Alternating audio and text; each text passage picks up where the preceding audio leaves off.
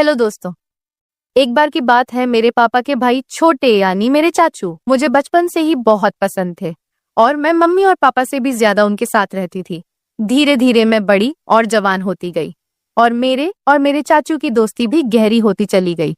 और अभी मैंने नई नई जवानी में कदम रखा था और अपनी ही सहेलियों से आदमी और औरत के बीच के रिश्ते के बारे में कई सारी बातें सुनी थी। चाचू से दोस्ती इतनी अच्छी थी कि मैं अपने चाचू से हर बात कर लेती थी और मुझे चाचू से बातें करके बहुत ही ज्यादा अच्छा लगता था। फिर एक रात मम्मी पापा घर पर नहीं थे तो चाचू के सिर में बहुत ज्यादा दर्द था। चाचू ने मुझे कहा, पलक जरा कॉफी बनाकर मेरे कमरे में आओ। मैंने जल्दी से कॉफी बनाई और चाचू के कमरे में चली गई। चाचू ने कॉफी टेबल पर रखने को कहा। मैं कॉफी टेबल पर रखकर वापस जाने लगी थी कि चाचू ने मुझे पकड़ लिया और कहने लगे कि आज घर पर कोई भी नहीं है, तुम्हें अपने कमरे में डर लगेगा, इसीलिए आज मेरे पास ही रह जाओ, तुम्हें एक वीडियो भी दिखाता हूँ। चाचू ने मुझे अपने पास रुकने को कहा और मैं चाचू के पास लेट गई। चाचू मुझे वीडियो दिखाने लगे। उस वीडियो को देखकर मेरे अंदर अचानक से गड़बड़ होने लगी और फिर चाचू मुझसे बोले, चलो हम दोनों भी मिलकर करते। दोस्तों, स्वागत है आप सभी का हमारी एक और मजेदार कहानी में। उम्मीद करती हूँ कि आपको यह कहानी बेहद ही पसंद आएगी। पूरी कहानी सुनने से पहले प्लीज मेरे इस चैनल को सब्सक्राइब जरूर करें ताकि मैं मोटिवेट होके आपके लिए अच्छी अच्छी कहानी लेकर आऊं। दोस्तों, मेरा नाम पलक है और मैं अभी 16 साल की हो चुकी हूँ। अभी मैंने 9वीं क्लास पास की है। मुझे पढ़ने का बहुत शौक है लेकिन मेरे पापा मेरी पढ़ाई के खिलाफ है। मैंने मम्मी और चाचू से कहा कि मैं आगे पढ़ना चाहती हूँ तो आप दोनों प्लीज मेरी हेल्प करो और मेरे पापा को राजी करो। मम्मी ने अपनी तरफ से बहुत कोशिश की लेकिन पापा नहीं मान रहे थे क्योंकि उनका कहना था कि आजकल कॉलेज में पढ़ाई कम और आशिकी ज्यादा चलती है। तभी मेरे चाचू ने पापा को समझाया और एक तरफ से मेरी गारंटी ले ली कि मैं ऐसा कुछ भी नहीं करूंगी, बस सिर्फ पढ़ाई करूंगी। तब जाकर पापा मेरे कॉलेज जाने के लिए मान गए और चाचू से कहा कि आज से पलक की जिम्मेदारी तुम्हारी है। अगर उसने कुछ भी उल्टा सीधा काम किया तो जिससे इस घर और खानदान की कोई दाग लगा तो पलक के साथ साथ तुम्हारी भी खैर नहीं। चाचू ने पापा से कहा कि भाई जी आप फिक्र ना करें, मैं पलक की हर हरकत पर नजर रखूंगा। पर मुझे इस वक्त पता नहीं था कि चाचू के दिल में क्या है और वह मेरी इतनी हिमायत क्यों कर रहे हैं। लेकिन मजे की बात तो यह हुई थी कि मैंने कभी सोचा ही नहीं था कि मेरे चाचू से दोस्ती इतनी आगे तक चलती जाएगी। फिर कुछ ही दिनों में चाचू ने मेरे साथ जाकर मेरे कॉलेज में दाखिला करवा दिया। पहले पहले तो मैं खूब दिल लगाकर पढ़ाई करने लगी और कॉलेज में किसी के साथ ज्यादा नहीं रहती थी। जो भी कॉलेज में होता वह रात को मैं चाचू को घर आकर बता देती। चाचू भी मेरे साथ बहुत ही ज्यादा फ्री होने लगे थे और मुझे लगता वह मुझे बहुत ही अजीब जैसे देखते हैं क्योंकि मेरी चाची गांव में रहती थी और चाचू नौकरी के सिलसिले में हमारे घर पर ही रहते थे। फिर कॉलेज में मेरी दोस्ती एक लड़की से हो गई जिसके साथ दोस्ती करने के बाद मेरी जिंदगी बदलने लगी क्योंकि इस सहेली ने मुझे बताया कि उसकी मंगनी हो चुकी है। उसने मुझे एक दिन अपने मंगेतर से मिलवाया भी था। मेरी सहेली ने मुझे बताया कि हमारी अब शादी तय हो चुकी है, इसलिए हम दोनों एक दूसरे के साथ सब कुछ पार कर चुके हैं। अब हम दोनों में कोई बात छुपी नहीं है। इसके बाद मैं अपनी सहेली से वह सब कुछ जानने की कोशिश करती जिससे जानने की अभी मेरी भी उम्र नहीं थी या फिर मेरी उम्र ऐसी थी कि मैं यह सब बातें जानकर आसानी से गलत रास्ते पर चली जाती। और फिर ऐसा ही होने लगा, मुझे भी उन बातों में दिलचस्पी होने लगी। मेरी किसी भी लड़के से तो दोस्ती नहीं थी, इसलिए मैं जब भी ऐसी बातें सोचती तो मेरे दिमाग में ख्याल आते और फिर मैं अपने दिमाग को झटक देती और खुद को कहती कि पलक ये सब क्या है और क्या बेहुदा बातें सोच रही हो, वह मेरा चाचू है। लेकिन फिर चाचू की बातें और उनका रवैया भी मेरी सोच को बढ़ावा देता रहता था। लेकिन चाचू के दिल की बातें मैं अभी तक जान नहीं पाई थी। कभी कभी तो मुझे लगता था कि वह भी शायद मेरे बारे में यही सब सोचते होंगे, लेकिन कभी कभी उनका रवैया मुझसे बहुत ज्यादा सख्त हो जाता था और वह मुझे याद दिला देते थे कि तुम्हारे पापा कितने सख्त हैं और अगर तुमने कोई भी गलती की तो तुम्हारे साथ साथ मेरा भी बुरा हाल कर देंगे। उनकी यह बातें सुनकर मैं खुद को कंट्रोल करती, लेकिन कहते हैं ना कि जवानी तो अंधी होती है। जवानी तो ऐसी ही है जैसे सर्दी में आग जल रही हो तो हाथ गर्म कर ही लिया जाता है। मैं जैसे ही कॉलेज जाती फिर वहीं सब बातें सुनने को मिलती। फिर मैं कॉलेज से घर आकर अपने दोस्तों की बताई हुई बातों को सोचने लगती। उस दिन मेरे चाचू जॉब से घर वापस आए तो आकर बैठ गए और कहने लगे, क्या सोच रही हो पलक? वह भी इतनी गहराई से। मैंने चाचू की तरफ एक अदा से देखा और उनसे कहा, चाचू आपको पता है मेरी दोस्त ने मुझे आज क्या बताया है? हर बार की तरह आज भी मैं चाचू से अपने दिल की बात शेयर करने लगी। मेरे बचपन से आदत थी कि मैं अपनी हर बात चाचू को बताती थी, फिर वह चाहे कैसी भी बातें क्यों ना हो। चाचू भी मुझे ऊपर से नीचे तक देखते हुए बोले, हाँ बताओ, क्या बताना है तुम्हें? तुम्हारी दोस्त ने तुम्हें क्या बताया है? मैंने उन्हें कहा, मेरी दोस्त मुझे बता रही थी कि इंटरनेट पर बहुत ही किस्म की वीडियोस होती हैं, जिन वीडियोस में हर तरह की कहानी मिल जाती है। तो मैं यह कह रही थी कि आपके पास भी तो मोबाइल है और साथ में नेट का पैकेज भी लगा हुआ है, आपने भी वह वीडियोस देखी होंगी, तो क्यों ना हम दोनों मिलकर वीडियोस देखें और एंजॉय करें। मैंने यह बात अपना चेहरा चाचू के नजदीक लाकर निराले वाले अंदाज में कहा। वह फटी फटी आंखों से मेरी तरफ देखने लगे। मुझे लगा जैसे वह मुझे अच्छी तरह से डांट लगाएंगे, लेकिन फिर अचानक ही उन्होंने मुझे बड़े गौर से देखा और फिर शायद दिल ही दिल में कुछ फैसला किया और फिर वह मुस्कुरा पड़े और मुझे निराले वाले अंदाज में कहने लगे, देखो पलक, ऐसी बातें अपने पापा के सामने मत करना, वरना तुम्हारा बाप तुम्हारा तो बुरा हाल करेगा ही, मगर साथ में मुझे भी घर से निकाल देगा, क्योंकि मैंने तुम्हारी जिम्मेदारी ली हुई है और फिर मेरे लिए रहने का प्रॉब्लम हो जाएगा। बाकी रही वीडियो देखने की बात, तो तुम रात के वक्त मेरे साथ में आ जाना, मैं तुम्हें हर किस्म की वीडियो दिखा दूंगा। चाचू की आंखों में एक चमकीली सी शरारत थी जो इस वक्त मुझे समझ नहीं आ रही थी। इसके बाद चाचू अपने कमरे में चले गए और मैं पढ़ाई करने लगी और आने वाले वक्त के बारे में सोचने लगी। अब मेरा दिल किताबों में नहीं लग रहा था और बस आगे क्या होगा यही सोचने लगी। लेकिन पढ़ाई करना भी जरूरी था, क्योंकि पढ़ाई के मामले में चाचू बहुत ही ज्यादा सख्त थे और मुझे कहते थे कि सबसे पहले तुम्हारी पढ़ाई और बाकी मौज मस्ती बाद में है। और उनका कहना था कि अगर तुम पढ़ाई में अच्छी रहोगी तो तुम्हारे पापा भी समझेंगे और तुम्हारी आजादी के दरवाजे तुम्हारे लिए खुलते चले जाएंगे। उनकी यह बात मुझे भी बिल्कुल ठीक लगती थी, इसलिए मैंने अपने दिल से सारी बातें निकाली और मन लगाकर अपना कॉलेज का काम करने लगी और जल्दी जल्दी सारा काम खत्म कर दिया। जैसे जैसे समय बीत रहा था मेरे दिल में भी हलचल हो रही थी। फिर जब मैं सारे कामों से फारिग हुई तो रात को आराम से मैं चाचू के कमरे में चली गई। मैं जब कमरे में गई तो चाचू कहानियों की मैगजीन देख रहे थे। मुझे देखते ही वह मुस्कुराने लगे और उन्होंने वह मैगजीन छुपा दी। सर्दियों का मौसम चल रहा था और आज रात को तो सर्दी भी बहुत ज्यादा थी, इसलिए मैं जाते ही चाचू के बिस्तर में घुस गई। घुसकर चाचू के पास जाकर बैठ गई और उनसे कहा, अब मुझे जल्दी से वह स्टोरी वीडियो दिखा दो, नहीं तो फिर पापा के आने का टाइम हो जाएगा। फिर चाचू भी बिना टाइम वेस्ट किए मुझे वीडियो दिखाने लगे। वीडियो देखते ही मेरे अंदर से मुझे बहुत बदलाव महसूस होने लगे, लेकिन इत्तेफाक से हमने अभी कम ही वीडियो ही देखी थी कि पापा हमारे कमरे में आ गए। पापा आते ही मुझसे कहने लगे, इतनी रात के वक्त चाचू के कमरे में क्या कर रही हो? चलो अपने कमरे में चली जाओ। पापा बहुत ही सख्त मिजाज के थे और मैं काफी डरती थी, तो जैसे ही पापा ने सख्त अंदाज में कहा, मैं सब कुछ भूल गई और जल्दी से अपने कमरे में आ गई। मैंने सोचा जैसे ही पापा चाचू के कमरे से निकलकर अपने कमरे में जाएंगे तो फिर मैंने सोचा चाचू के कमरे में चली जाऊंगी।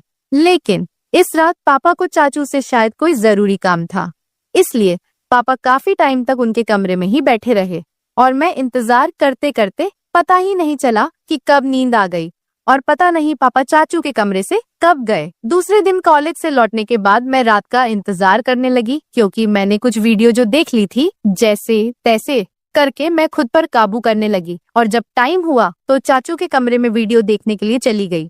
मगर यह क्या, चाचू ने कहा, अभी मैं अपने ऑफिस का काम खत्म कर लूं, तुम थोड़ी देर के बाद मेरे कमरे में आ जाना, मैं तुमको वीडियो दिखा दूंगा। मैं तो सुबह से ही वीडियो देखने के लिए बेताब हो रही थी, तो चाचू पर थोड़ा सा गुस्सा करके बैठ गई। मेरे मोबाइल में नेट का पैकेज लगा हुआ था। तभी मेरे नेट पर किसी नए नंबर से मैसेज आया। उसकी भेजी हुई तस्वीर देखकर मेरी आंखें फटी की फटी रह गई। मैं अभी तक तस्वीर को देख ही रही थी कि उस आदमी का मैसेज आने लगे। वह काफी अच्छे अंदाज में चैट कर रहा था। मैं जो पहले ही बेताब थी तो मैं भी उसी अंदाज में जवाब देने लगी। फिर मुझे ख्याल आया कि यह बात मुझे चाचू को बतानी चाहिए। मैं फौरन ही चाचू के कमरे में आई, लेकिन उनके कमरे का दरवाजा बंद था। तब मैं अपने कमरे में वापस आ गई और उस अनजान लड़के से वैसे ही बातें करने लगी। मैं मोबाइल पर उस वक्त मैसेज पर बात ही कर रही थी जब मैंने उससे कहा कि मैं तुमको देखना चाहती थी हूँ, और उसको वीडियो कॉल पर बात करने को कहा, लेकिन उस लड़के ने ही मना कर दिया। इस टाइम मैं अपने कमरे से बाहर निकली तो मेरी नजर चाचू पर पड़ी। वह इस वक्त अपने कमरे से निकलकर सीढ़ियां चढ़ते हुए छत पर जा रहे थे और उनके हाथ में मोबाइल था। मुझे हैरत हुई कि वह रात के इस वक्त छत पर क्यों जा रहे हैं। रात के 11 बज रहे थे। मुझे नींद भी नहीं आ रही थी, लेकिन मेरे दिमाग में यह शक हो गया था कि कहीं चाचू ही मुझे नए नंबर से तो नहीं कर रहे हैं। खैर, मैं यही बातें सोचते सोचते अपने चाचू के ख्यालात में पता नहीं कब तक नींद की वादियों में खो गई और एक ख्वाब देखा जिसमें चाचू मेरे साथ थे और बोल रहे थे किसी काम को करने के लिए। तभी मेरी आंखें खुल गई। सुबह सुबह मैंने देखा कि चाचू का मुंह बहुत अच्छा था। वह मेरे साथ बहुत ही हंस हंस कर बातें कर रहे थे। इससे पहले मैं अपने कॉलेज पैदल जाया करती थी, लेकिन उस दिन चाचू ने कहा आज मैं तुम्हें अपनी बाइक पर कॉलेज के लिए लेकर जाऊंगा, तो मैं भी उनके साथ चल पड़ी। जैसे ही कॉलेज खत्म हुआ और गेट से बाहर निकली तो चाचू मेरा पहले से ही इंतजार कर रहे थे। मैं आज बहुत ही ज्यादा उदास थी क्योंकि मेरी दोस्त मुझसे नाराज थी, क्योंकि हम दोनों के बीच लड़ाई हो गई थी। चाचू ने रास्ते में मेरी उदासी की वजह पूछी तो मैंने बताया कि मेरी सहेली से लड़ाई हो गई है और मेरा मन बहुत ज्यादा खराब है। तो चाचू ने कहा चलो तुम्हारा मन ठीक करता हूँ, और चाचू ने बाइक एक बिरयानी की शॉप पर रोक दी। उन्हें पता था कि मुझे बिरयानी बहुत पसंद है। फिर हम दोनों ने वहां बैठकर बिरयानी खाई और कोल्ड ड्रिंक भी पी। चाचू वहां भी मुझसे हंसी मजाक कर रहे थे। इसके बाद मैं चाचू के साथ घर वापस आ गई। उस दिन मम्मी पापा घर पर मौजूद नहीं थे, शायद किसी रिश्तेदार की शादी में गए हुए थे। तो चाचू मुझसे पूछने लगे कि तुमने मुझसे दोबारा से वह वीडियो देखने को क्यों नहीं कहा। तो मैंने उन्हें बताया कि मैंने तो पहले से ही देख ली थी। चाचू एकदम से चौंक कर मेरी तरफ देखने लगे और बोले वह कैसे देखी, तुम्हारे पास तो नेट पैकेज नहीं होता है। उन्होंने सख्त अंदाज में पूछा। मैंने बताया कि मेरा एक नया दोस्त बना है, उसने भेजी थी। मैं रात को आपको बताने के लिए आई थी, मगर आप सो रहे थे। जब चाचू ने यह सुना तो गहरी सोच में डूब गए। वह बोले तुम अभी जाओ और अपने कपड़े चेंज करके आ जाओ, और मैं अपने कमरे में चली गई। जब मैं वापस लॉन्ज में आई तो देखा कि चाचू मेरे मोबाइल पर कुछ तलाश कर रहे थे। मुझे अपनी तरफ बढ़ता हुआ देखकर चाचू ने मेरा मोबाइल टेबल पर रख दिया और फिर हम दोनों ने एक साथ मिलकर खाना खाया। मैं खाना खाते वक्त चाचू की तरफ देखती तो मुझे लगता कि चाचू मुझसे अजीब नजर से देख रहे हैं। मुझे ऐसा लग रहा था कि वह मुझसे कुछ कहने की कोशिश कर रहे हैं, मगर वह कह नहीं पा रहे थे। मैं दिल ही दिल में सोचने लगी चाचू अब कह भी दो ना, मैं आपको मना नहीं करूंगी। फिर मेरी नजर चाचू के चेहरे से हटकर उनके मोबाइल पर पड़ी, क्योंकि मैं आज भी उस अनजान लड़के के मैसेज का इंतजार कर रही थी। उसने अभी तक मुझे मैसेज नहीं किया था और चाचू भी फिलहाल कुछ कहने को चाह रहे थे। तभी मैंने मोबाइल उठा लिया और खुद ही उस नंबर पर मैसेज करने लगी, मगर मेरे चाचू ने मेरे हाथ से मोबाइल छीन लिया। मुझे लगा शायद उन्हें जलन हो रही है। तभी चाचू ने कहा खाना खाते वक्त मोबाइल इस्तेमाल करना बिल्कुल भी अच्छी बात नहीं है, इसीलिए मोबाइल मुझे दे दो। उन्होंने यह कहते हुए मेरा मोबाइल अपने पास ही रख लिया। मैंने जल्दी जल्दी से खाना खत्म किया और चाचू से कहा अब तो मेरा मोबाइल मुझे कर दो वापस। तब उन्होंने कहा दे दूंगा, अभी तुम ऐसा करो कि बर्तन धोकर मेरे कमरे में आ जाओ। मैं तो खुश हो गई कि शायद जलन में आकर आज चाचू मेरी बात को पूरा जरूर करेंगे। मैंने ऐसा ही किया था। जल्दी से मैं बर्तन धोकर कॉलेज का काम भी खत्म किया और रात के 11 बज रहे थे जब मैं चाचू के कमरे में आई और उनसे कहने लगी अब तुम मुझे मेरा मोबाइल दे दो, मुझे उस दोस्त से बात करनी है। चाचू ने कहा मेरे सर में बहुत ज्यादा दर्द हो रहा है, जाओ पहले मेरे लिए एक अच्छी सी कॉफी बनाकर लाओ। मैं कॉफी बनाने चली गई। कुछ देर बाद मैं चाय बनाकर कमरे में आई और काफी टेबल पर रख दी और पीछे मुड़कर जाने ही लगी। तभी चाचू ने मुझे बाजू से पकड़ लिया और बोले आज तुम मेरे कमरे में ही रुक जाओ। मैं खामोश होकर उनकी तरफ देखने लगी, क्योंकि आज रात मुझे उस लड़के से वीडियो कॉल पर बात करनी थी। मैंने जानबूझकर चाचू को वापस जाने के लिए यह बात कह दी कि मैं अपने कमरे में जाऊंगी और अपना बाजू उनसे छुड़ाकर कमरे से बाहर जाने लगी, मगर चाचू ने मुझे जाने से रोक दिया और बोले मैंने जो कहा है उतना ही कर। उन्होंने सख्त लहजे में कहा था और मुझे अपने बेड पर बिठा दिया। मैं भी डर के मारे बैठ गई। फिर सारी रात चाचू ने मेरे साथ जो किया वह मैं कभी सोच ही नहीं सकती थी। वह काफी देर तक तो मेरा मोबाइल इस्तेमाल करते रहे और मुझे सोने भी नहीं दिया। रात के 1 बजे तो उन्होंने मुझे कहा, तुम देखना चाहती हो ना कि वह लड़का कौन है जो तुम्हें वीडियो कॉल और तस्वीर भेजता है। चाचू की बात सुनकर मैं बहुत ज्यादा खुश हो गई और बोल दिया, हाँ मैं देखना चाहती हूँ। चाचू ने मेरा मोबाइल मेरे हाथ में थमा दिया और कहा, देखो। इसको उसकी तस्वीर देखकर मेरे होश उड़ गए, क्योंकि वह लड़का मेरी दोस्त का मंगेतर था और मैं फटी की फटी आंखों से चाचू की तरफ देखने लगी। मेरी आंखों से आंसू निकल पड़े थे। फिर चाचू बताने लगे कि तुमने जब मुझे इस लड़के के बारे में बताया था तो मैं समझ गया था कि जरूर कोई तुम्हें बेवकूफ बना रहा है। तभी मैंने तुम्हारे मोबाइल से पलक के नाम इस लड़के से बात करना शुरू कर दिया था। वह तुम्हारी तस्वीर बनाकर सोशल मीडिया पर डालने वाला था।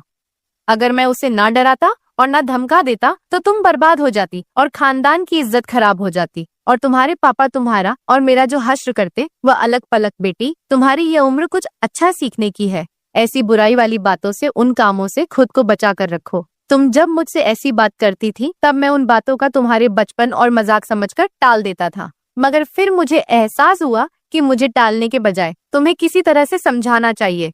तभी मैंने तुमसे सख्ती से समझाने के बजाय तुमसे दोस्ती बढ़ाई। अगर उस वक्त मैं तुमको सख्त अल्फाजों में समझाने की कोशिश करता तो शायद तुम समझने के लिए बजाय नाराज हो जाती।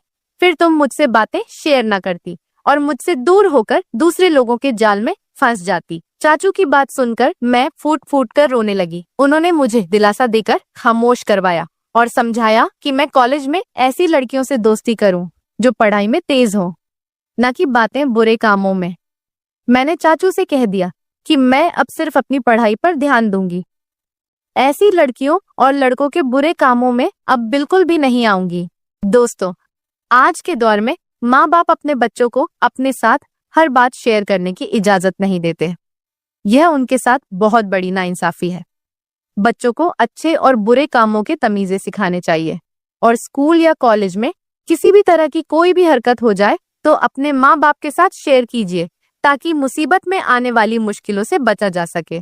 और सही और गलत में बच्चों को फर्क सिखाया जाए, उनके हर कदम पर नजर रखी जाए, ताकि पलक की तरह उनकी और उनके घर वालों की इज्जत महफूज रहे।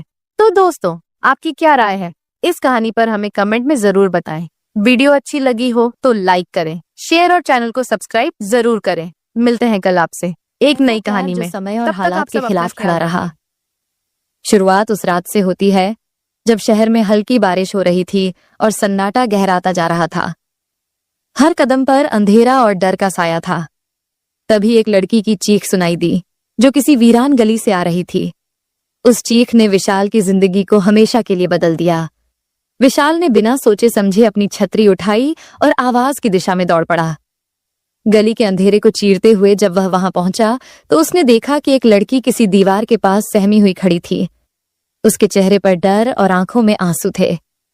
विशाल ने धीमी आवाज में पूछा, क्या हुआ, तुम ठीक हो? लड़की ने कांपती हुई आवाज में कहा, कोई मेरा पीछा कर रहा था। विशाल ने चारों ओर नजर दौड़ाई, लेकिन उसे कोई नजर नहीं आया। उसने लड़की को थोड़ा संभलने का मौका दिया और पूछा, तुम्हारा नाम क्या है? उसने हिचकिचाते हुए कहा, मैं सिमरन हूं। सिमरन पूरी तरह डरी हुई थी, इसलिए विशाल ने उसे घर तक छोड़ने की बात की। दोनों गली से निकलकर मेन सड़क की तरफ बढ़े। रास्ते में सिमरन ने बताया कि वह अपने दोस्त की पार्टी से लौट रही थी, तभी कोई ने अचानक मेरा पीछा करने लगा। घर छोड़ने के बाद विशाल वापस लौट गया, लेकिन उसके मन में सिमरन की वह डरी हुई आंखें बसी रहीं। अगले दिन विशाल ने फैसला किया कि वह सिमरन से फिर मिलेगा। कहानी का यह रहस्य और रोमांच यहीं खत्म नहीं होता। सिमरन और विशाल की मुलाकातें बढ़ने लगीं और उनके बीच एक अनकही कड़ी बनने लगी। लेकिन हर बार जब वे मिलते, सिमरन के चेहरे पर एक अनजाना डर झलकता था। विशाल ने यह महसूस किया, लेकिन वह कुछ पूछने से हिचकिचाता था। एक दिन सिमरन ने धीरे धीरे अपनी जिंदगी का वह राज खोला जिसने विशाल को अंदर तक हिला दिया। उसने बताया कि उसके पीछे कोई शख्स है जो पिछले कई महीनों से उसका पीछा कर रहा है। वह न केवल उसे धमकी भरे संदेश भेजता था, बल्कि कभी कभी उसकी खिड़की के बाहर खड़ा भी नजर आता था। विशाल ने यह सुनते ही ठान लिया कि वह सिमरन को इस डर से आजाद कराएगा। वह उस व्यक्ति का पता लगाने और इस समस्या को खत्म करने की योजना बनाने लगा। विशाल ने सिमरन को भरोसा दिलाया कि वह हर हाल में उसकी मदद करेगा। उसी रात उसने तय किया कि वह उस अजनबी का पता लगाएगा जो सिमरन को परेशान कर रहा था। उसने सिमरन के घर के पास निगरानी शुरू की। रात का समय था और गली में सन्नाटा छाया हुआ था। अचानक उसे एक परछाई दिखी जो सिमरन के घर की खिड़की के पास घूम रही थी। विशाल तुरंत सतर्क हो गया और बिना देर किए उस परछाई का पीछा करने लगा। परछाई एक सुनसान गली में जाकर गायब हो गई। विशाल ने इधर उधर देखा, लेकिन उसे कुछ समझ नहीं आया। ये पहली बार था जब उसे महसूस हुआ कि यह मामला जितना साधारण दिख रहा था उतना है नहीं। अगले दिन उसने सिमरन को यह बात बताई, लेकिन सिमरन पहले से ज्यादा डरी हुई लग रही थी। उसने विशाल से कहा, मैं तुमसे कुछ छिपा रही थी। विशाल ने गंभीर होकर पूछा, क्या छिपा रही थी सिमरन? अब मुझे सब सच सच बताओ। सिमरन ने कांपती आवाज में बताया, वह आदमी सिर्फ मुझे धमका ही नहीं रहा, बल्कि वह मुझे मारने की कोशिश कर चुका है। एक बार उसने मेरी गाड़ी के ब्रेक काट दिए थे और दूसरी बार उसने मेरे ऑफिस के रास्ते पर मेरा पीछा किया। मैं हर वक्त डर में जी रही हूं। विशाल यह सुनकर चौंक गया।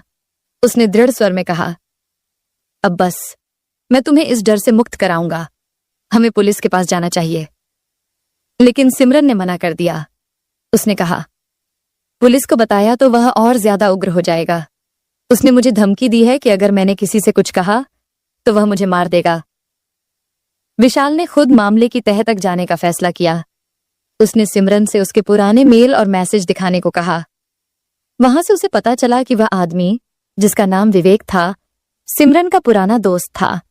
लेकिन कुछ समय बाद विवेक का व्यवहार अजीब हो गया और उसने सिमरन को परेशान करना शुरू कर दिया।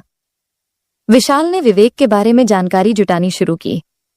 उसे पता चला कि विवेक एक मानसिक रूप से परेशान आदमी था, जिसे कई बार अपना अपा खोके पर भी पुलिस ने चेतावनी दी थी, लेकिन वह हमेशा कानून के शिकंजे से बच जाता था।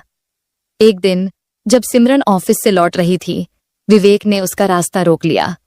वह उसे धमकाने लगा। तभी अचानक विशाल वहां पहुंच गया। उसने विवेक का सामना किया और उसे दूर रहने की चेतावनी दी, लेकिन विवेक ने उसकी बातों को नजरअंदाज करते हुए कहा, तुम दोनों के लिए यह सिर्फ शुरुआत है। मैं तुम्हें दिखाऊंगा कि असली डर क्या होता है। उस रात विशाल ने विवेक की धमकी को गंभीरता से लिया। उसने तय कर लिया कि अब वह विवेक को रोकने के लिए हर हद तक जाएगा। उसने सिमरन के लिए एक सुरक्षा योजना बनाई। विशाल ने सिमरन से कहा, तुम कुछ दिनों के लिए मेरे एक दोस्त के घर में रहो। यह जगह सुरक्षित है और मैं इस बीच विवेक पर नजर रखूंगा। सिमरन पहले तो झिझकी, लेकिन फिर विशाल के रिक्वेस्ट करने पर तैयार हो गई। विशाल ने विवेक के हर कदम पर नजर रखने के लिए उसकी गतिविधियों का पीछा करना शुरू किया। उसने एक पुराने दोस्त से मदद ली जो एक निजी जासूस था।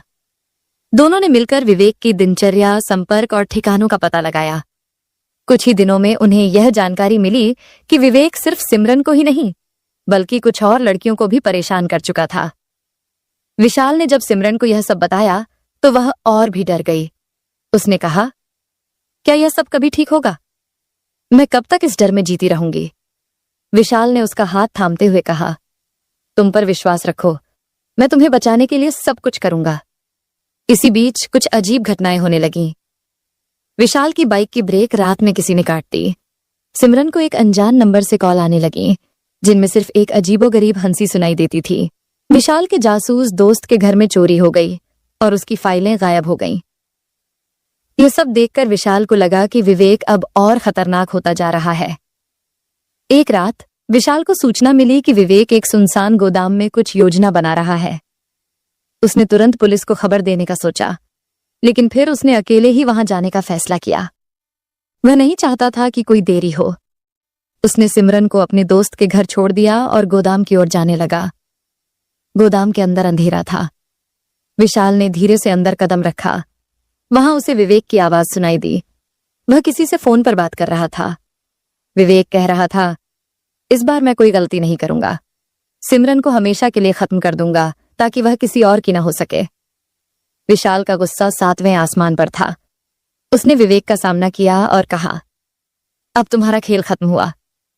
विवेक हंसते हुए बोला, क्या तुम अकेले मुझे रोकने आए हो? तुम नहीं जानते मैं कितना खतरनाक हूं।